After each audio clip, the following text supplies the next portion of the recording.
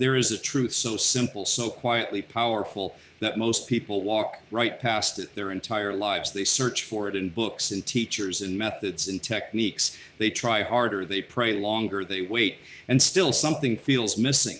But I tell you, what you're looking for is not out there. It never was. The world you see around you right now, every condition, every circumstance, every person in your life, none of it came first. Your inner state came first. What you accepted as true about yourself, what you quietly assumed in the privacy of your own mind, that is what hardened into the life you are living. Not luck, not fate, your assumption. And here is the part that changes everything. The world has no choice but to obey you. Not sometimes, not when conditions are perfect, not when you have done enough work or suffered enough or waited long enough. Always. The law does not take days off. It does not play favorites. It does not reward the deserving and punish the unworthy. It simply reflects. It mirrors back to you with perfect faithfulness whatever you are assuming to be true about yourself and your life. So the question is never whether the law is working. It is always working. The only question is, what are you feeding it? I once knew a man who carried defeat like a coat he never took off. Every room he walked into, he brought it with him, not because life had been particularly cruel to him, no crueler than to anyone else, but because somewhere along the way he had accepted a story. The story said he was the kind of man things did not work out for. And life, being the faithful mirror that it is, agreed with him completely. When I told him the world had no choice but to obey him, he laughed. He said, "Neville, if that is true, then why has my life looked like this?" And I said to him, because this is exactly what you have been commanding it to be. Not with your words, with your assumption. Change the assumption and watch what happens. He did not believe me right away. That is fine. Belief is not required at the start. Only willingness. Willingness to test the law. Willingness to try on a new inner state, even for a moment, even if it feels unfamiliar, even if it feels like too much to ask. So he began, not with grand declarations, not with hours of ritual. Just quietly before sleep each night, he would settle into a different feeling, the feeling of a man whose life worked, the feeling of someone supported, guided, moving forward. He did not know how things would change. He did not try to figure that out. He simply occupied the state night after night, day after day, and the world obeyed, not immediately, not with trumpets and announcements, quietly. A door opened here. A conversation shifted there. An opportunity arrived from a direction he had never even looked, and he stood in the middle of it all one afternoon and felt something he had not felt in years. Certainty, not hope, not relief, certainty. Because he finally understood the world had always been obeying him. He had simply been giving it the wrong instructions. Now let us go deeper, because this is not just a story about one man. This is the law. This is the architecture of reality itself.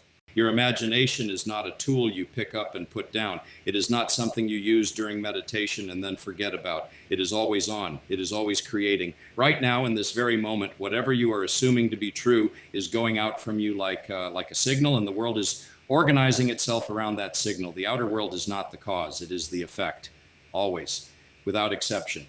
Most people have this backwards. They say, show me the evidence and then I will believe.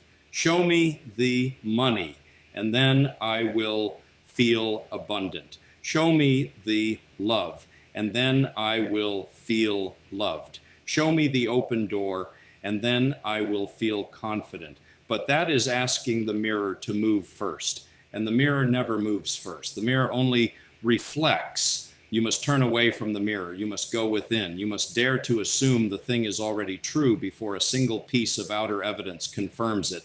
That is not delusion. That is not fantasy. That is creation. That is how reality is built from the inside out, always, without exception. When you walk into a room assuming you are someone life favors, the room responds. People cannot tell you why, but they feel it. They lean toward you. They listen differently. Doors open not because you force them, but because you are operating from a state that naturally draws open doors. When you move through your day, assuming everything is working together for your highest good, even the delays, even the setbacks, even the things that look wrong on the surface. Something inside you settles, the grasping stops, the anxiety loosens its grip. And from that settled, quiet, unshakable inner place, you become magnetic in a way that no amount of effort could ever manufacture. This is what I mean when I say the world has no choice but to obey you. Not because you are forcing it, because you are being it. You are becoming the version of yourself for whom the desired outcome is simply natural, normal, expected. And the world, being your faithful mirror, must agree. Now, I want you to think about something specific.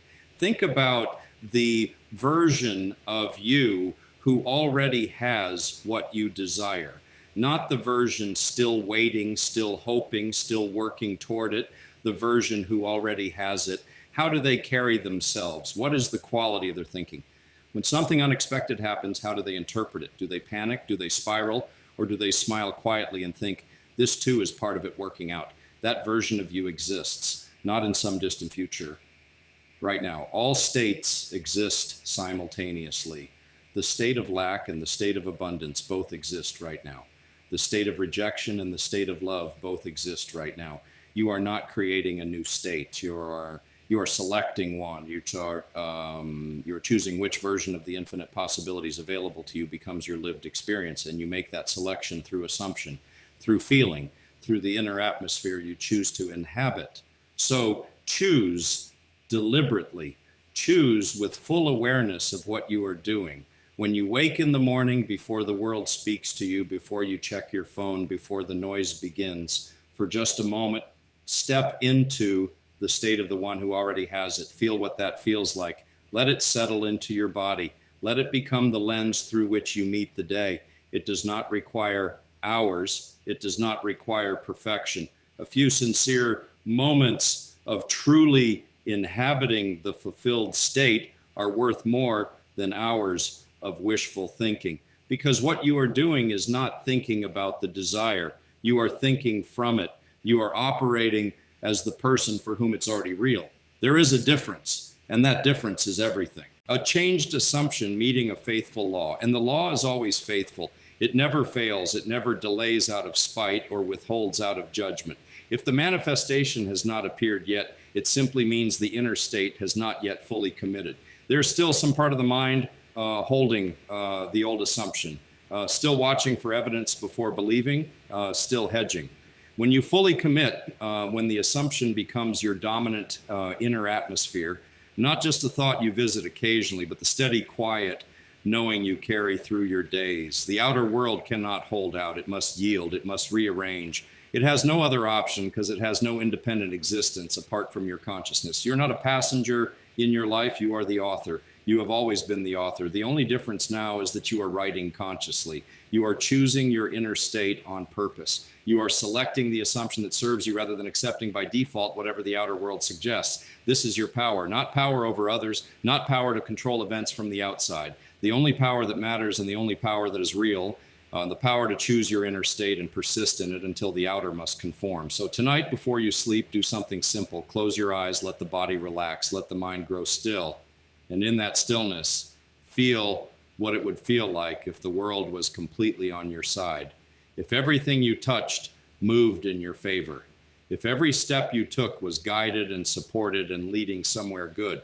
Do not ask how. Do not plan the route. Simply feel the destination. Feel it as real. Feel it as now. Let it saturate your chest, your breath, your bones, and then sleep in that feeling.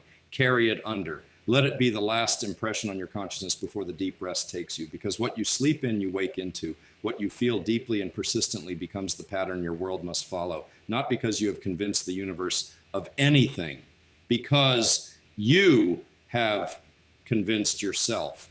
And you, your consciousness, your assumption, your imagination, you are the universe expressing itself through a human form.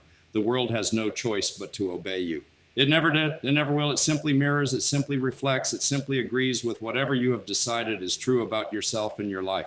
So decide wisely. Decide deliberately. Decide now. Assume the best. Persist in that assumption. Walk through your days as the one who already knows how the story ends, and watch quietly, inevitably, lawfully, as the world bends itself into perfect agreement with what you have dared to know within. This is not hope.